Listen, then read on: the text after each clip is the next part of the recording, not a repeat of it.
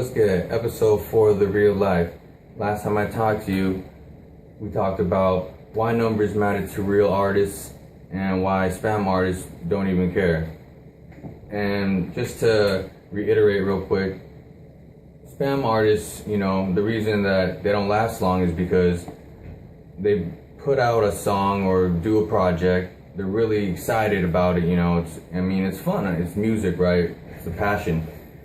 And then they just hop on Twitter, Facebook, thinking that, if I send people my link, they're gonna go listen to it. But they don't understand that it's really annoying when they send you an impersonalized message that you're like, bro, what are you doing? I don't care about your music. It probably sucks anyway, And yeah, that's the truth. They think that, and then when they do all that and they don't get any results from it, they give up and they're like, man, screw the music game, it's rigged, you need to do all this like low-key shit. It's like, they don't understand that there are steps to it and there are ways of actually approaching people respectfully, and that's how they should do it if you want people to respect you as an artist. So anyway, let's get right into it.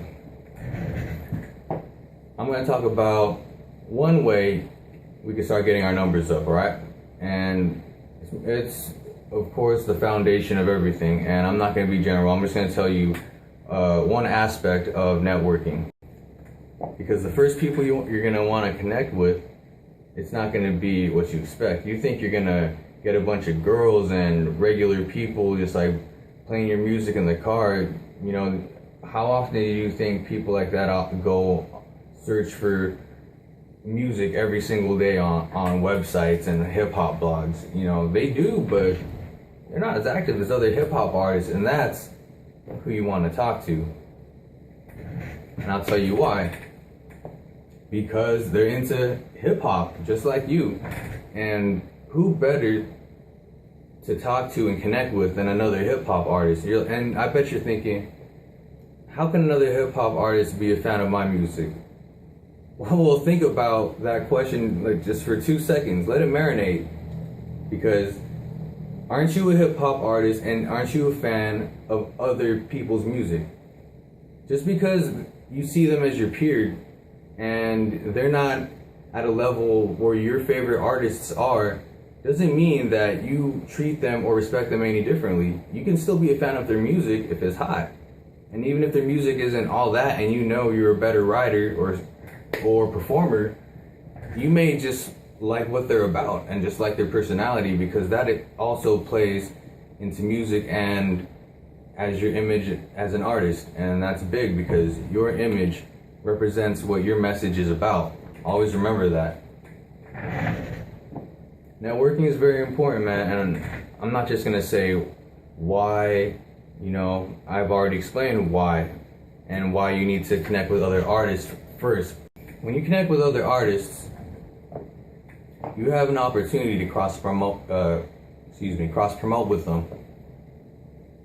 And it's not as easy as spamming another artist with your offer. Like, you're just gonna hit them with the link, hey, up, man, I checked out one of your songs. I think we should promote each other. It's like, no, why would he do that?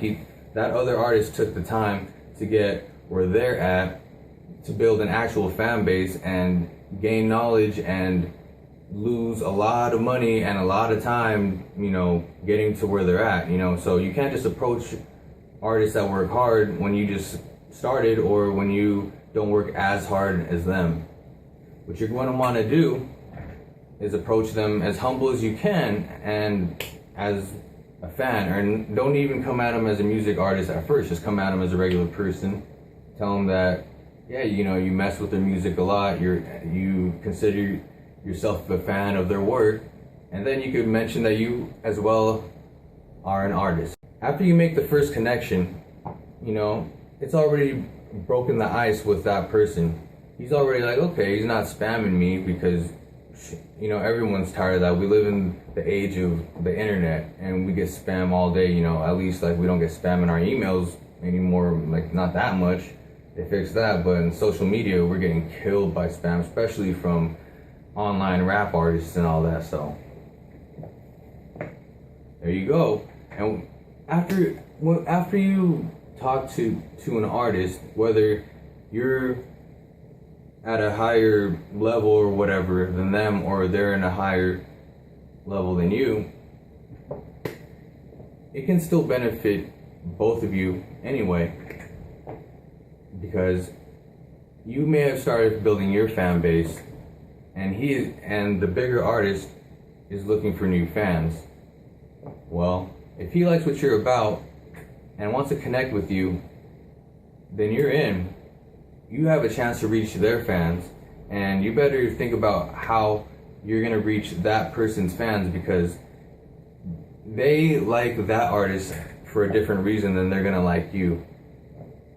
Now let's get back to the networking, because reaching their fans, that's gonna be much later. You know, that right now you want to start with the basics. You want to build a foundation and take it step by step, because if you move too fast, you're not gonna know what you're doing, and it's gonna be pointless. You're just gonna get lost.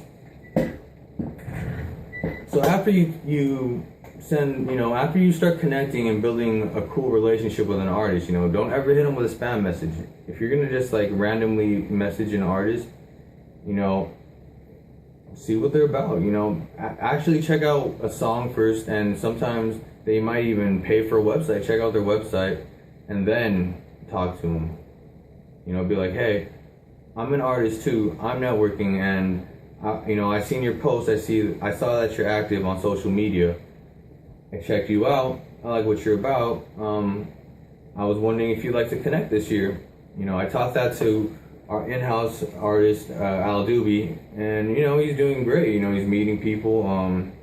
And the truth is, because he hasn't been so active with it, a lot of people forgot about him. So consistency is a big factor as well. And the last thing you want to do after you make a cool relationship with the artist, female or male, it doesn't matter.